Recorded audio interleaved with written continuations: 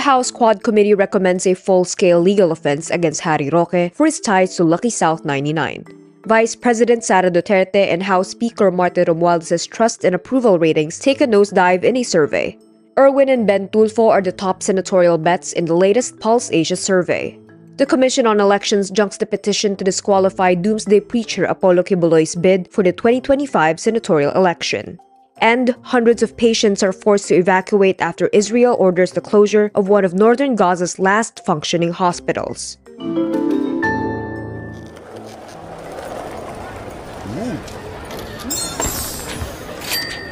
Naghahanap ka pa rin? Shop na sa Lazada para mas sulit tipid araw-araw.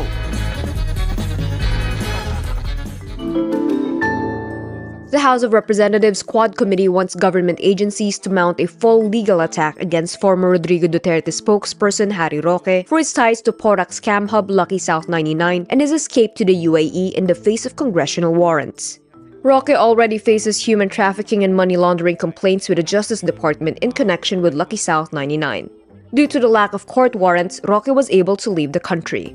The Quad Committee also wants the Anti-Money Laundering Council to freeze Roque's accounts. Roque was the counsel for Whirlwind, the real estate company who leased property to then-Pogo Lucky South 99. Roque earlier admitted helping Lucky South 99's Catherine Cassandra Ong set meetings with the Philippine Amusement and Gaming Corporation so the Pogo could renew its license. The committee says Roque must return to the Philippines immediately, but without a court warrant, the legal grounds to compel him to come home are limited.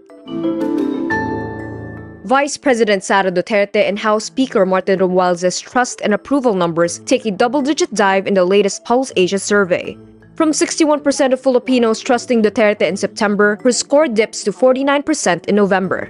Her approval rating also takes a nosedive from 60% in September to 50% in November.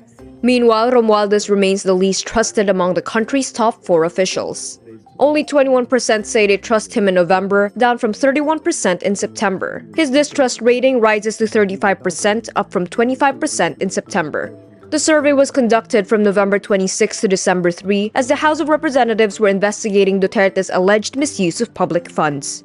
Meantime, President Ferdinand Marcos Jr.'s approval rating only drops by 2 percentage points to 48% nationally, while his trust rating drops by 3 percentage points from 50% in September to 47% in November.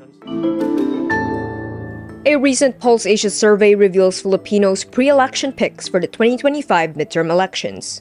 Respondents were asked if the midterm polls were held from November 26 to December 3, who would they vote for? Broadcaster and Axis Representative Erwin Tulfo leads the survey with 62% support, followed closely by Tito Sotto at 59%, while Bong Go and Ben Tulfo rank 3rd and 4th with 54% and 52% respectively. Rounding out the pre-election picks are re-electionists Pia Cayetano and Bong Revilla, former Senators Manny Pacquiao and Ping Lacson, and TV host Willie Revillame. The last 2 seats would be a close fight among Makati Mayor Abby Binay, re-electionist Senators Lito Lapid, Amy Marcos, and Bato de la Rosa, and Las Piñas Congresswoman Camille Villar. Still within striking distance of the winning circle of 12 are former Senators Kiko Pangilinan, Gringo Honasan, Bam Aquino, and former Interior Secretary Benhur Abalos. The Commission on Elections junks the petition to disqualify arrested doomsday preacher Apollo Quiboloy from running for the 2025 senatorial elections. Comelec finds the grounds for disqualification to be incorrect and without factual and legal basis. Quiboloy faces sexual and child abuse and qualified trafficking charges and was arrested in September after months of evasion and violence. He is also in the U.S. Federal Bureau of Investigation's most wanted list for sex trafficking of children and promotional money laundering. But the Comelec says Quiboloy's ongoing legal challenges do not merit disqualification without a final decision. Quiboloy filed his COC through a representative in October. Israel orders the closure and evacuation of one of northern Gaza's last functioning hospitals, forcing medics to search for a way to bring hundreds of patients and staff to safety.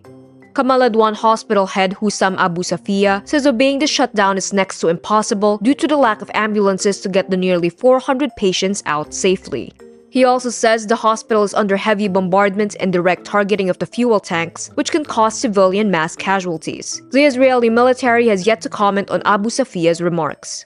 Israel says its operation around the 3 communities on the northern edge of Gaza is targeting Hamas militants. Meantime, on Saturday, December 21, Pope Francis again condemned Israel's airstrikes in Gaza.